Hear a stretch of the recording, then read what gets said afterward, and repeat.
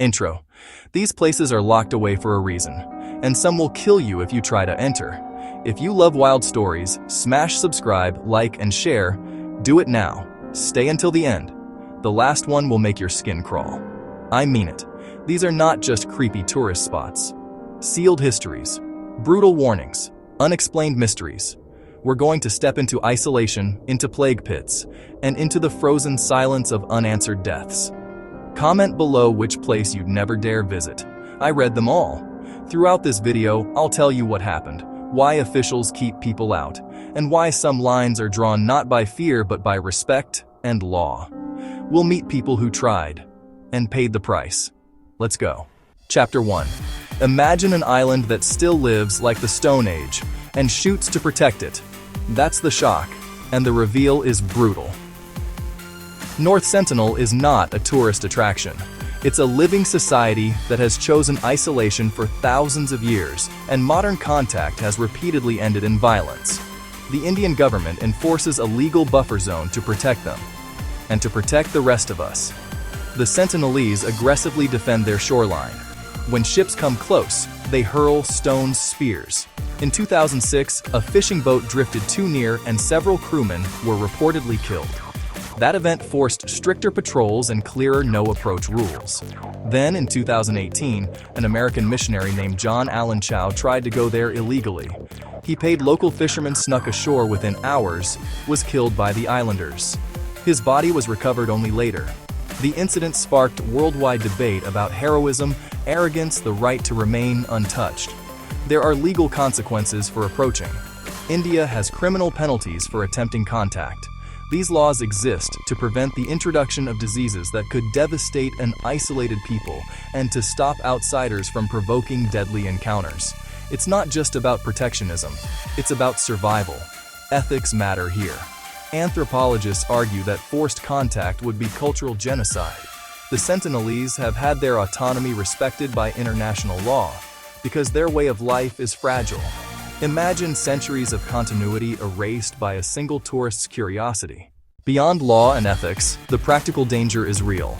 The islanders use accurate archery close-range tactics.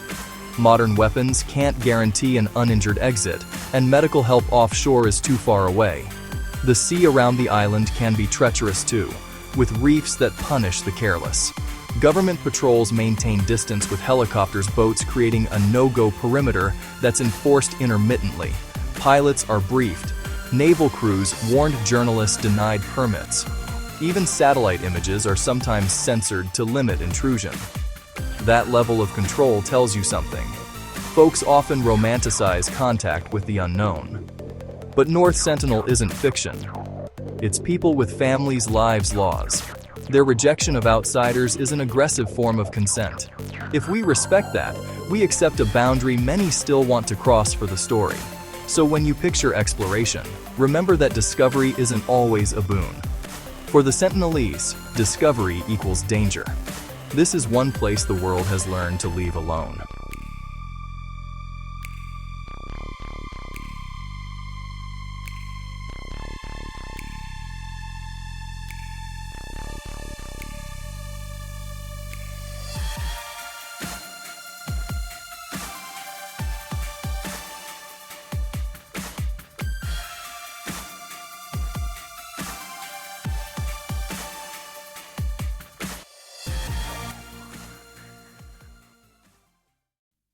Chapter 2. An island built on plague pits. That's the sensory hit. Black-clad officials dragging carts of the sick across the water, smoke and ash mixing with the lagoon air. Poveglia's reputation is drenched in disease and sorrow. Quarried soil said to be thick with human ash. An eerie scent that lingers in local legend. Back in the 14th century, when the Black Death swept Europe, Poveglia became a quarantine zone. Ships laden with the infected were forced ashore. The dead were buried in mass graves. The living left to languish behind walls. Some historians estimate tens of thousands were interred there across centuries. Later, in the 20th century, the island housed a psychiatric hospital.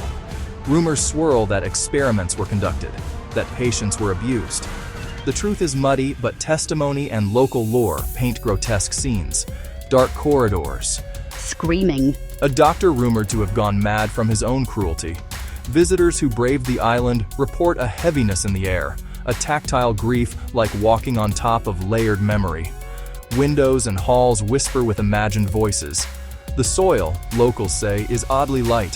Some think it's ash from the countless pyres and pits beneath the ground. Your footsteps sound like confession. Chapter 3. 9 Hikers. One Impossible Night. The Dyatlov Pass case, a polarizing, chilling mystery. In 1959, experienced hikers in the Ural Mountains set up camp and never returned. What was left behind was a puzzle. Torn tents, scattered bodies, inexplicable clues. The timeline is sparse but striking. Their tent was ripped open from the inside.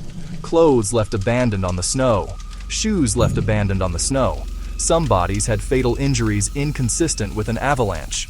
Broken ribs, skull fractures, odd internal trauma. Others froze to death after leaving the shelter poorly clothed. Radiation traces on some clothing. Absence of footprints consistent with a single coherent evacuation. A camera with scorched film. Missing personal effects. Witnesses described a scent like a bright light. Investigators proposed official theories. A small avalanche, infrasound-induced panic accidental test of military hardware. But none fits the whole picture. Soviet-era investigation was opaque. Later files fed suspicion and secrecy. Wild theories proliferated. Aliens. Yeti. Secret government project gone wrong. Infrasound causing mass hysteria. A military parachute flare. Each theory solves some pieces and fractures others. The debate became a cultural obsession across decades and borders. Families of the victims. Original searchers. Modern investigators. If this freaked you out, hit subscribe, like, and share. And tell us in the comments which place you'd never visit. We just walked through a living culture defending itself. An island of plague and rumor. A mountain that swallowed 9 lives. And each one leaves you with the same uneasy aftertaste. Some places are closed for a reason. I want to know what you think. Are these bans protective, superstitious, or both? Would you ever go if permission were granted, or do you respect the lines governments and locals draw? Drop a comment with your choice. I read them, and I might feature the best ones in the next video.